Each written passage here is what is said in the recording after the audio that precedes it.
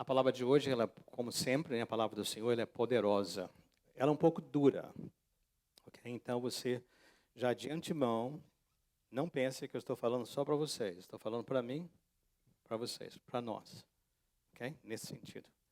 Como é que eu posso ser mudado? Como é que pode haver mudança na minha vida? Essa é a palavra que nós temos para o dia de hoje. Você pode abrir em Gálatas 5 ou você pode acompanhar na tela. Todos os versos vão estar na tela hoje. Eu quero que vocês possam ouvir e ouvir e ouvir e ouvir. Vou pedir que vocês coloquem de pé. Podemos nos colocar de pé mais uma vez? Eu não quero competição, ok? Mas eu quero estimular você a colocar tudo nessa leitura. Só para a questão das versões que são diferentes, então usa a versão que está aqui na tela, que todos vocês podem ver. Vou pedir às irmãs que comecem com o verso 16 de Gálatas 5, depois os irmãos leiam o 17, ok, desse texto, e depois todos juntos vamos ler o 18, e eu vou trazer o 18. Primeiro as irmãs, 16, depois os irmãos, o 17, mas todos participando. Abra sua boca, fale com tudo aquilo que você tem. Irmãos, podem começar? Vamos lá? Por isso,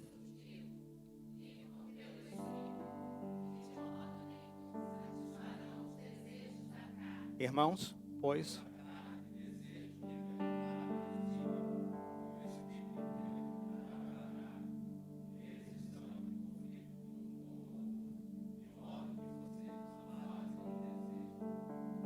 todos.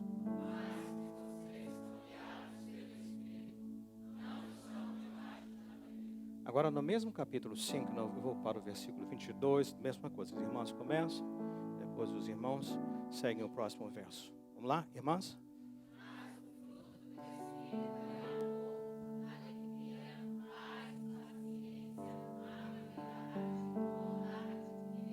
Irmãos?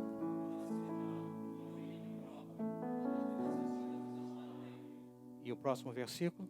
Todos.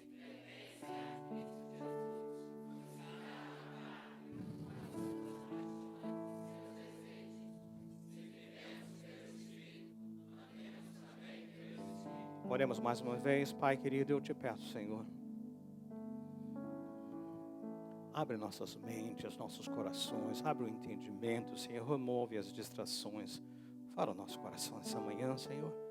Nós te pedimos em nome de Jesus. Amém. Pode se assentar, você pode manter a sua Bíblia aberta. Esse texto, eu creio que já deu para perceber, ele é sobre mudança, sobre transformação. Mas que tipo de transformação? Uma transformação que é duradoura, não é momentânea, passageira, alguma coisa que dura, que ela é radical. Eu diria ainda mais, duradoura no sentido de permanente. Uma mudança que vem através de fé em Jesus Cristo. O abraçar, o receber, crer, tomar posse do Evangelho, as boas novas da graça de Deus. Que Deus estava em Cristo reconciliando consigo o mundo e não levando em conta nossas transgressões. Essa mudança que vem a partir dessa confiança e também da obra interna do Espírito Santo de Deus. Explicando, confirmando, lembrando, encorajando, falando conosco. Esse tipo de mudança. Agora, se você quer realmente ser mudado, ser transformado, você precisa entender a natureza da mudança. E eu creio que esse texto nos ajuda a fazer isso.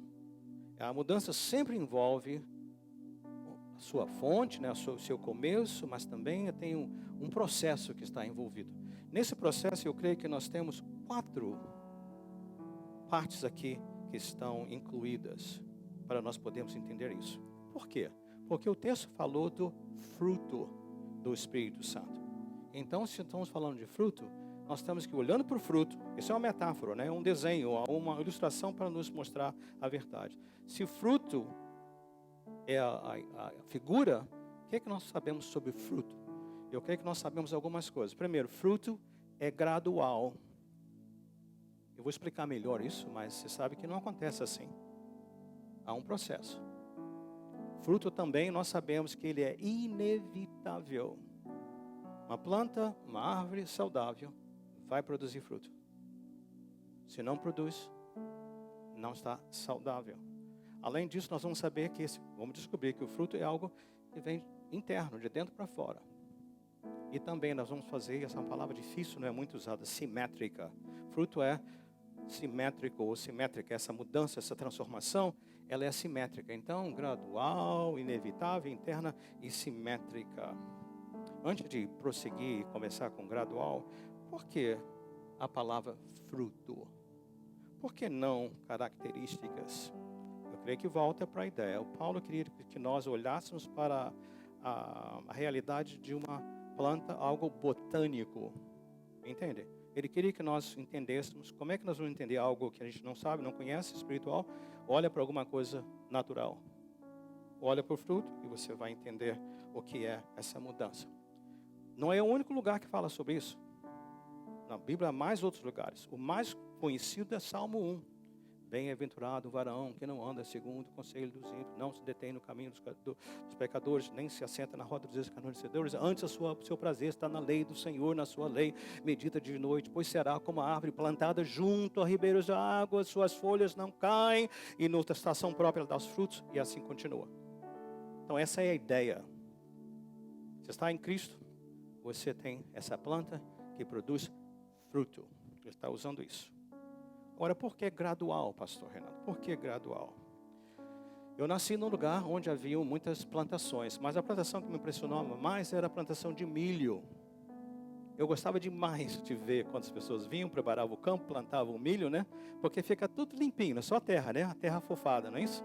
E de repente começa uma coisinha, depois outra, daqui a pouco está um negócio maior que você, né? Você pode entrar no milharal e se perder ali. Me lembra aquelas memórias, né? Mas é impressionante. Agora, você consegue ver o milho crescer? Não. Por quê? Porque ele cresce gradualmente. A gente só sabe se a gente medir. Se a gente pegar lá uma estaca, alguma coisa para medir, né? Aí esse mês está desse tamanho, no próximo mês está maior, depois está maior. Quando você pode medir, mas você não vê crescer. Então, o fruto do Espírito nas nossas vidas, nós não vemos crescer. Ele é pouco a pouco. Algumas plantas são mais rápidas do que outras. Tudo há um processo. Qual é o ponto, pastor? Porque se eu entendo que a transformação do meu ser, fruto do Espírito, é como uma planta, se é esse botânico, esse crescimento, eu tenho que ser paciente comigo e eu tenho que ser paciente contigo. Tem que entender isso. Porque você vai apenas perceber quando vier. E como as plantas, você tem primavera, verão, outono e inverno. Estamos o outono chegando, daqui a pouco as folhas já estão caindo, né? Daqui a pouco está tudo limpinho, morre tudo, parece, né? Daqui a pouco vai chegar o inverno, termina e depois vem a primavera e começa tudo a brotar de novo. É mesmo assim é conosco. Transformação é gradual. Estão comigo? Esse é um ponto bom. Às vezes nos impressionamos assim. Vamos supor que alguma coisa aconteceu de muito difícil, um teste muito severo o ano passado, mês de setembro, alguma coisa assim que eu perdi o controle. Aí chega o ano de 2019, algo bem semelhante acontece. Só que o ano passado eu arranquei os cabelos. Esse ano eu sofro, mas confio no Senhor. A gente coça a cabeça assim, o que aconteceu comigo? Ano passado estava arrancando os cabelos. Agora eu estou aqui, olhando com confiança. Isso é crescimento gradual. Isso é o crescimento, transformação gradual. Claro, então, crescimento é gradual. Porque ele é um fruto. Assim como o fruto, a gente não vê crescer, mas vê quando vem o teste. Nosso crescimento também. Mas ele é inevitável. Inevitável. Ok? Se você tem o Espírito de Deus, haverá transformação, mudança. Eu falei algumas semanas atrás que a palavra de Deus é um espelho. Então a gente olha para o espelho, olha para a gente. Olha para a gente, olha para o espelho. Aí quando a gente vê essa descrição do que o fruto é, eu olho para mim, eu olho para o espelho e fico assim. Se o fruto é inevitável, eu olho no espelho, olho para mim, eu não tenho isso. Eu preciso agora começar a me questionar. Por quê? Se você tem o fruto do Espírito, se eu tenho o Espírito Santo, haverá transformação. Gradual, mas pouco a pouco eu vou ser mais paciente. Gradual, pouco a pouco eu vou ter menos preocupações. Não tem jeito de sair disso. Pouco a pouco, quando os problemas vierem, e eles vêm. Ninguém está isento de problema, ninguém. Alguns de vocês enfrentaram, estão enfrentando, irão enfrentar. Isso é garantido. Só vamos terminar os problemas quando chegarmos ao céu. Todo tipo de problemas. Então nós vamos encarar os problemas melhor. Se você está com o Espírito Santo de Deus, você vai ficar mais sábio gradualmente. Tem que. Inevitável.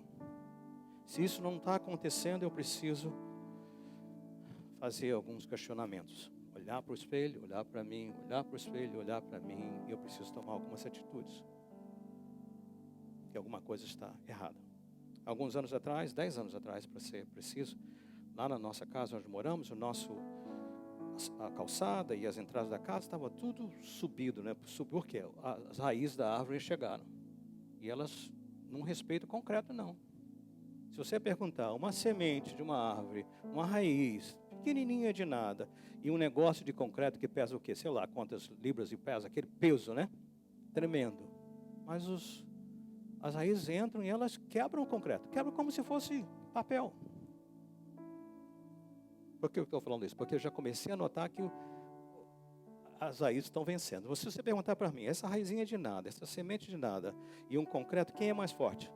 Podia pensar o concreto. A raiz é. A semente é.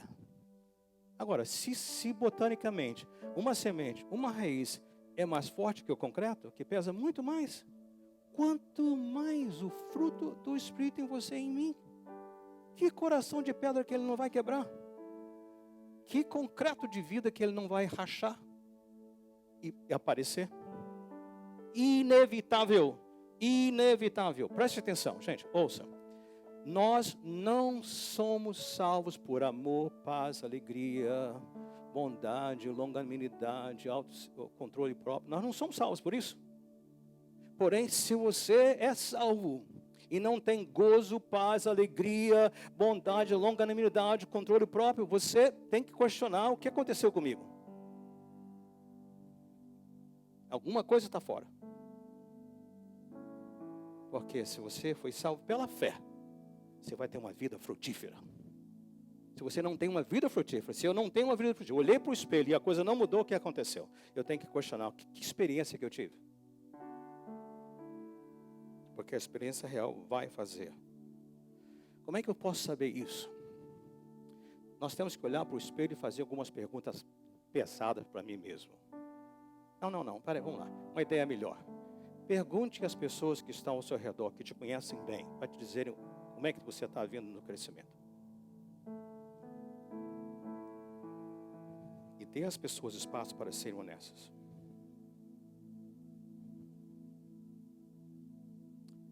De novo, eu me olhei no espelho, muito disso aqui fala comigo. Mas alguns de nós, a gente não consegue guardar nada. Não consegue guardar um segredo. Falou com a gente a falar para a torcida do Flamengo. E eu sou vascaíno, né? É ruim, né? E o que acontece? As pessoas não compartilham com a gente mais porque falou com você, falou com o mundo. Alguns de nós somos o que a gente chama assim. Não, é o meu temperamento. Eu sou meio assim, né? Eu não levo desaforo para casa. Falou, levou. Gente, isso não é bíblico. Amor, paz, alegria, mansidão, longanimidade. Sabe o que é a longanimidade? É uma paciência deste tamanho. Bondade. Então não dá. Mas é o meu jeito de ser. Lembra aquele síndrome da Gabriela, né? Nasci torto, vai morrer torto? Não tem um negócio assim no Brasil? Não é bíblico. Em Jesus, você foi selado com o Espírito Santo e agora começa uma transformação. E vai haver uma transformação. Há mais coisas que nós podíamos trabalhar, mas eu quero te ajudar aqui, né? Alguns de nós temos pecados secretos, que a gente não abre mão deles. Pastor, o que é isso de pecado secreto? São aquelas coisas que a gente não fala para os outros. Mas a gente sabe que Deus já disse para mim que isso tem que sair da minha vida. Pode ser uma atitude, pode ser um vício, pode ser o que for. Mas só eu e Deus sabemos. É inevitável o fruto. Tem que ir embora. Alguns de nós temos problema com mágoa, com ressentimento. E quando a gente guarda mágoa e ressentimento, sabe o que acontece? Como é que eu posso saber isso? Ao longo da vida, pare e pense. A gente vai mudando de grupo de amigos para grupos de amigos para grupo de amigos. Por quê? Enquanto nós estivermos lidando com seres humanos, nós vamos ser feridos. Perfeito, só Jesus. Ele nos deu o Espírito para nos transformar. À medida que crescemos, a gente vai ficando mais como Ele. Mas no processo, a gente vai se machucar muito. Então, se eu guardar mágoa, onde que eu vou parar? Vou nesse grupo, fui ferido. Vou no outro, fui ferido.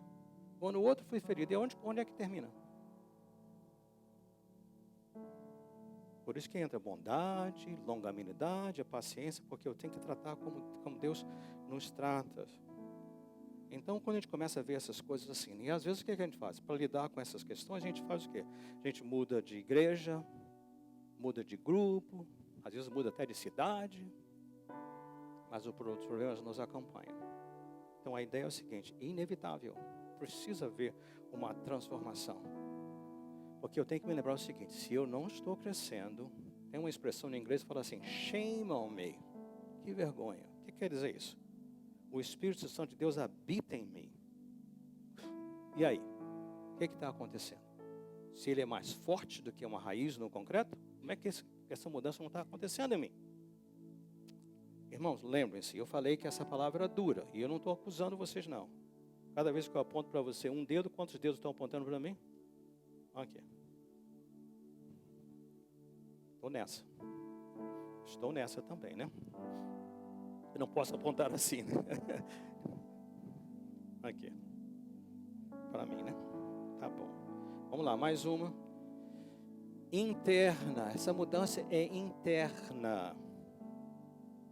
Porque é o fruto do Espírito. Agora preste atenção. Vocês que já conhecem a palavra bem, estão na igreja há muito tempo, vou falar algumas características boas. Vê se você concorda comigo ou não, se elas estão incluídas na lista das explicações do fruto, né? Por exemplo, liderar, aconselhar, organizar, participar na coreografia na igreja, cantar, inteligência,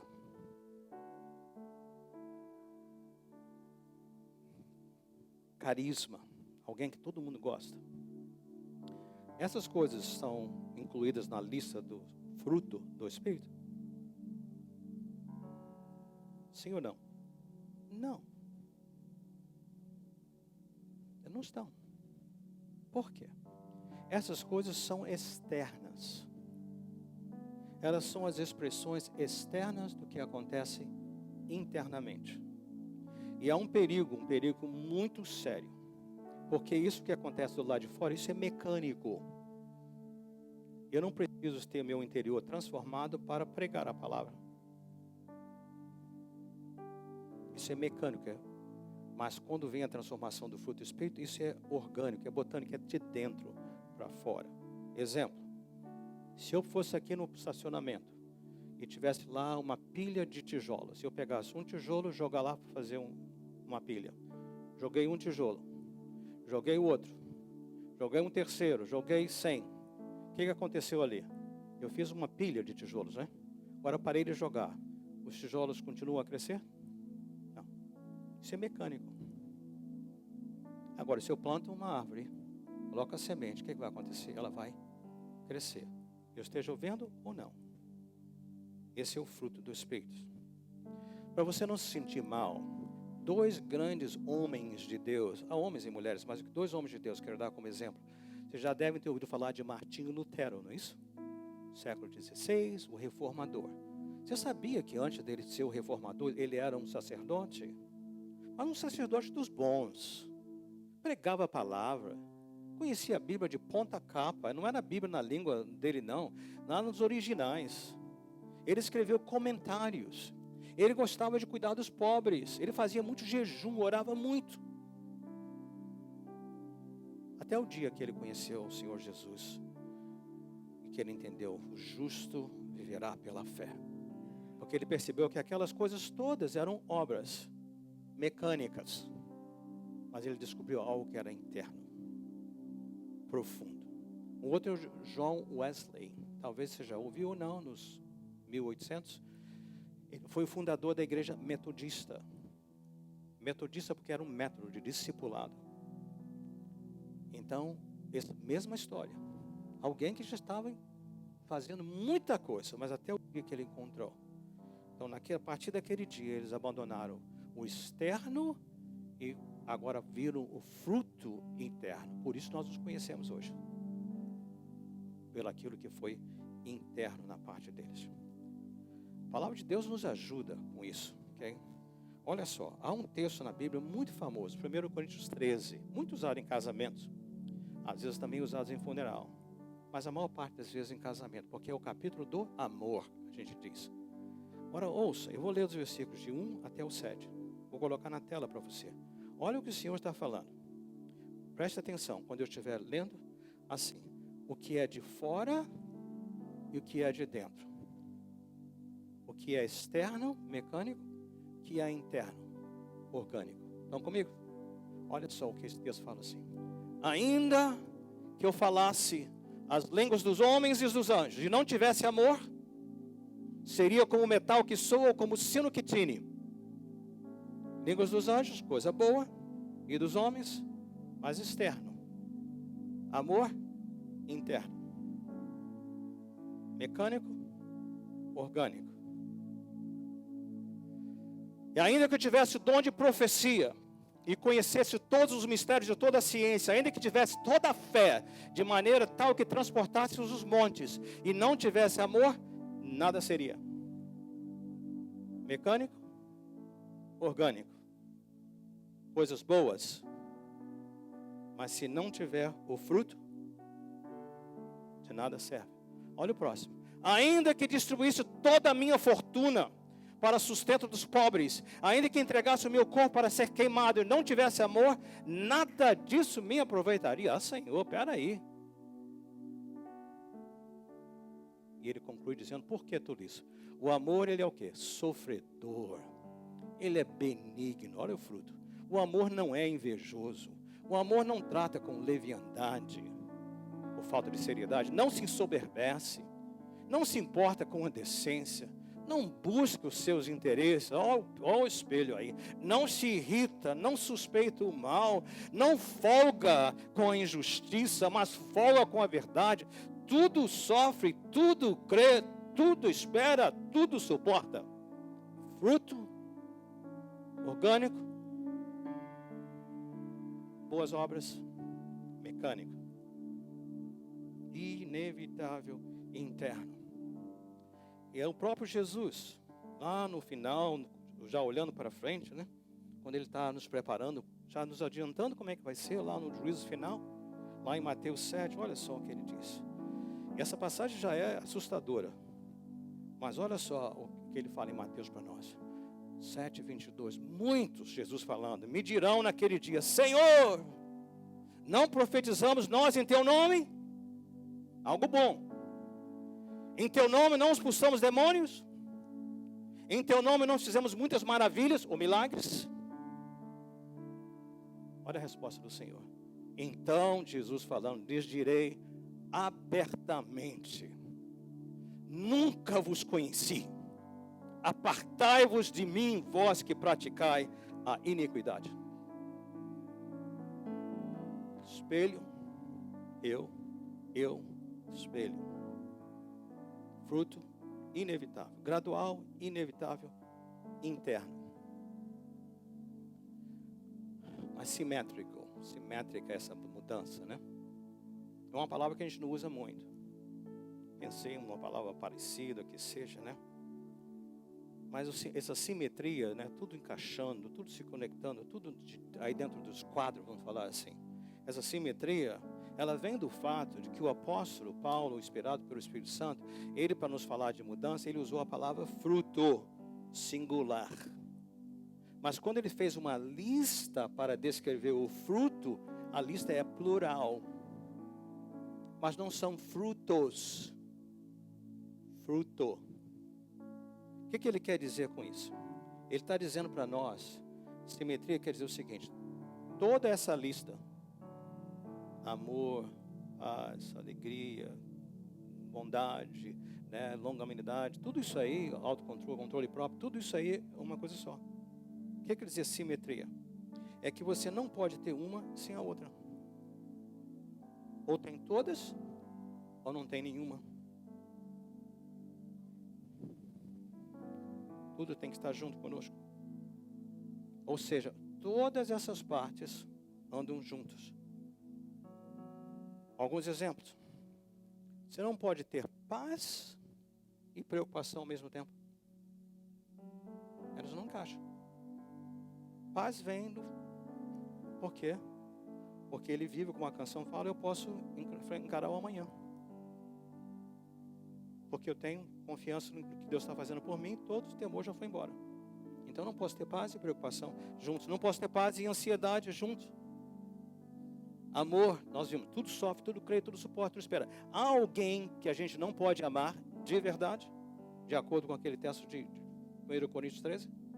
Não. O pior dos piores dos seres humanos, nós somos capazes de amar e perdoar, não somos? E perdoar não é manter distância. Perdoar é poder retomar e reconstruir o relacionamento. Como Deus fez conosco. Não levar em conta as nossas transgressões. Por quê? A palavra diz assim: você não pode amar a Deus, a quem você não vê, e odiar o seu irmão, a quem você vê. Impossível. Porque se você tem um fruto, você tem amor, paz, alegria, bondade, longanimidade, reticências, controle próprio. Eles vêm juntos e são interdependentes. Controle próprio inclui alegria. Os dois caminhos juntos. Paz vai trazer também controle próprio. Por que eu estou falando isso? Porque às vezes nós podemos, como se diz, forçar a nossa barra. Não sei se hoje isso acontece ainda, mas na minha época, crescendo, né, havia aquele negócio que meninos não choram, não é isso? Se você chorar, está parecendo uma menina. Talvez seja na minha época só, né? Não é assim? Little boys don't cry, né? Então, mas isso é um mito.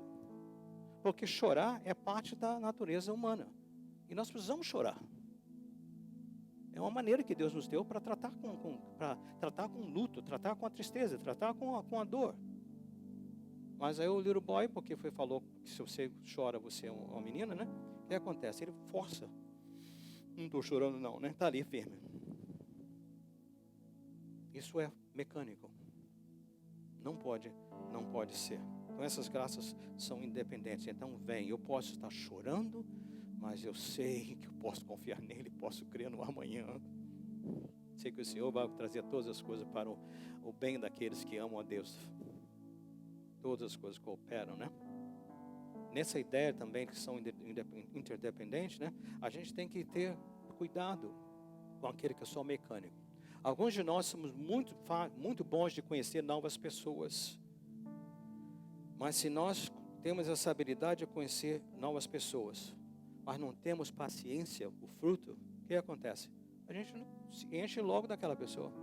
Qual é o próximo novo? Qual é a próxima nova pessoa? Mas o fruto nos faz poder ser consistente. Tem uma ideia também, por exemplo, às vezes quando nós somos assim, passamos por um sufoco tão grande na nossa vida, que a gente aceita tudo, a gente é muito tolerante. porque a gente já sofreu, já foi vítima, a gente é muito tolerante. Mas só tolerância sem lealdade, o que é lealdade, pastor? É que eu posso me identificar com a dor de alguém, mas eu tenho que ser capaz de dizer para a pessoa, mas filho, não pare aí. Existe um outro lado da moeda do crescimento. E poder dizer a verdade. Às vezes nós somos tão compreensivos que a gente nunca fala a verdade com o outro. Ô meu irmão, não é bem assim. Ô minha irmã, não é bem assim. E por aí afora, eu creio que você já tem uma boa ideia, né? Vamos concluir? O que eu faço? O espelho está aqui, olhei para o espelho, olhou para mim, olhei para o espelho olhou para mim e eu disse, Senhor, vamos começar com o lado bom. Aí você diz o seguinte, obrigado Pai, eu estou em dia contigo, eu estou vendo o fruto crescendo, ótimo, então celebre isso, aleluia, graças a Deus. Mas vamos supor que você está no barco comigo, que eu olhei para o espelho, olhei para mim, olhei para o espelho e falei, misericórdia, preciso do Senhor. O que a gente faz? Eu creio que o texto também nos ajuda. O que o texto nos ensina? Eu quero pegar os versos 17 e o verso lá 24. Como é que eles nos ajudam, né? Eles falam para nós assim. Informação. Pois a carne deseja o que é contrário ao espírito, o espírito que é contrário à carne. Natureza humana, Espírito Santo. Os dois estão em conflito um com o outro. De modo para me paralisar, não deixar eu fazer o que é certo. Ok. Então vamos lá. Como é que eu resolvo esse dilema? Os que pertencem a Cristo Jesus crucificaram a carne com as suas paixões e seus desejos. Se vivemos pelo Espírito, podemos também andar pelo Espírito. O que eu vejo aqui? Uma parte que eu vou cooperar e uma parte que o Espírito de Deus vai fazer.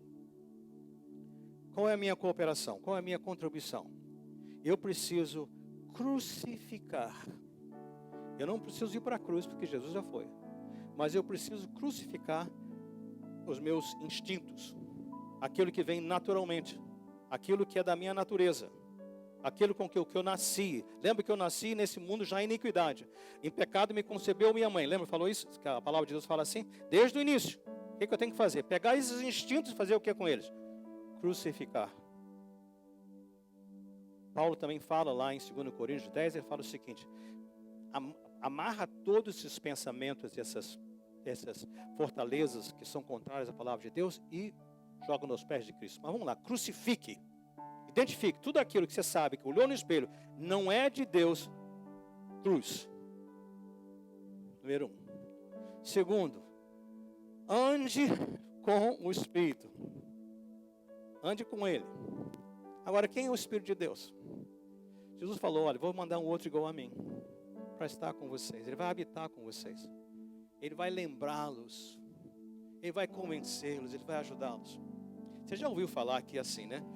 Jesus é o noivo, nós somos a noiva, não é isso? Já ouviram falar isso? Pensa no Espírito Santo como o best man, o padrinho desse casamento. O best man desse casamento. Pensa no Espírito Santo. Qual o interesse do best man? O interesse dele é o do noivo. O Espírito Santo deseja que você e eu honremos e andemos de acordo com Jesus. Ele quer que nós reconheçamos o que Jesus fez por nós. E movidos, impulsionados pela gratidão, possamos ter nossa vida transformada. O interesse dele é só o que Jesus quer. Então, a palavra é, crucifica os desejos naturais que estão em competição e ande com o Espírito. Porque quando você anda com o Espírito, você vai fazer o que agrada ao nosso Senhor Jesus. Você não vai poder produzir paz. Você não vai poder produzir alegria. Você não vai poder produzir paciência. Você não vai poder produzir controle próprio. Nada disso você vai poder fazer. Ele faz. É igual um jardineiro. O jardineiro só prepara o chão. Só põe o fertilizante. Só põe a água necessária, o que for. O Espírito dá o crescimento. Então, meu papel é dizer, Senhor, aqui estou eu. Aqui estou eu, para você poder fazer essa obra. E eu creio que não existe oportunidade maior do que, olha que coisa tremenda. porque nós somos encorajados a participar da Santa Ceia. E é tão bom para fazer isso porque é visível. Eu preciso entender o seguinte, ouça.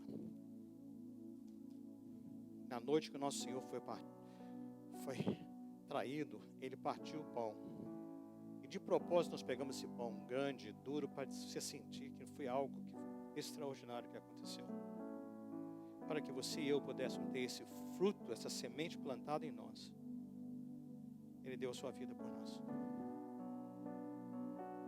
E é Ele que vai começar e vai completar essa boa obra na minha vida. Ele que vai fazer isso, através do sacrifício dele. Depois, no momento, ele vem e traz o cálice e diz: esse cálice é o cálice do meu sangue derramado por vós, a nova aliança. Ou seja, fiz um trato contigo, uma promessa. Aliança quer dizer, da parte de Deus, não quebra nunca. Vai ser cumprida. Ele vai completar essa obra até o dia de Cristo. Concluindo mesmo, já falei concluindo 3 vezes, né? Concluindo para valer. Olhei no espelho. Se eu estou bem, aleluia. Se eu estou bem, eu tenho que perguntar assim: eu tenho coragem de continuar vivendo dessa maneira mecânica? Ou hoje é o dia da virada que eu vou me prostrar aos pés do Senhor Jesus e dizer: Senhor Jesus, o negócio não está bom, o quadro não está bonito, mas eu creio em Ti. Transforma o meu ser. Começa aqui, vai lá dentro, Santo Espírito de Deus. Chega. Eu creio que a gente viver essa vida morna é a coisa mais miserável que a gente pode ter. Eu peço a você, olha para o espelho, palavra de Deus, mas toma essa decisão profunda de dizer: Senhor, as coisas vão mudar no meu ser, quebrado, quebrantado, aqui estou eu, em nome de Jesus. Eu não planejei fazer um convite a você, mas eu creio que você precisa tomar um passo de fé, respondendo a pergunta: o que você quer fazer da sua vida? Você quer ficar aí capengando? Ou você quer dizer: Senhor, olhei para o espelho, não gostei do que vi, fui convencido, preciso da sua ajuda, mude o meu ser. Então, onde você estiver, olho aberto, olhão aberto, tudo, todo mundo te vendo, eu já fiquei de pé, porque eu quero isso para a minha vida. Se é o seu desejo, fique de pé onde você está. Eu gostaria de saber aqueles que hoje estão dizendo: Senhor, esse quadro muda e muda agora, em nome de Jesus. Se está de pé, quer dizer o seguinte: olha, Senhor, vem sobre mim, vem sobre mim, Senhor. Vem sobre mim, muda o meu ser profundo. Não quero nada mecânico não, nada de cosmético não, Senhor. Tem que ser profundo, lá da alma, em nome do Senhor Jesus. Ó Senhor, nós estamos filhos aqui estendidos, ó Pai, de pé na sua presença.